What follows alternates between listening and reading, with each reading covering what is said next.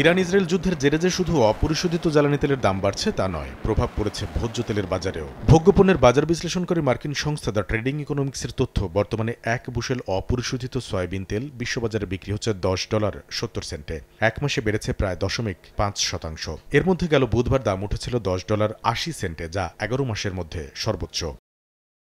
চাহিদা বাড়ায় এক মাসের ব্যবধানে পাম অয়েলের দাম বেড়েছে ৫.৬২%। প্রতি মেট্রিক টন বর্তমানে বিক্রি হচ্ছে $৯৮৪। ক্যানোলার দামও রয়েছে ঊর্ধ্বমুখী। এক মাসে ৪% বেশি বেড়ে বর্তমানে প্রতি মেট্রিক টন বিক্রি হচ্ছে $৫৪৭। তবে সূর্যমুখী তেলের বিকল্প সহজলভ্য হওয়ায় দাম কমতির তালিকায় রয়েছে এই ভোজ্য তেল। এক মাসে ৩.৮% দাম কমে প্রতি মেট্রিক টন বিক্রি হচ্ছে $১২৪০। এদিকে মধ্যপ্রাচ্য অস্থিরতার মধ্যেও সরবরাহ পরিস্থিতি ভালো থাকায় বিশ্ববাজারে নিম্নমুখী রয়েছে চিনির দাম। এক মাসে ৯.৫% বেশি কমে বর্তমানে প্রতি পাউন্ড বিক্রি হচ্ছে ১৬ সেন্টে। দ্য ট্রেডিং ইকোনমিক্সের তথ্য, গেল ৪ বছরের মধ্যে সর্বনিম্ন দামে বর্তমানে বিশ্ববাজারে বিক্রি হচ্ছে চিনি।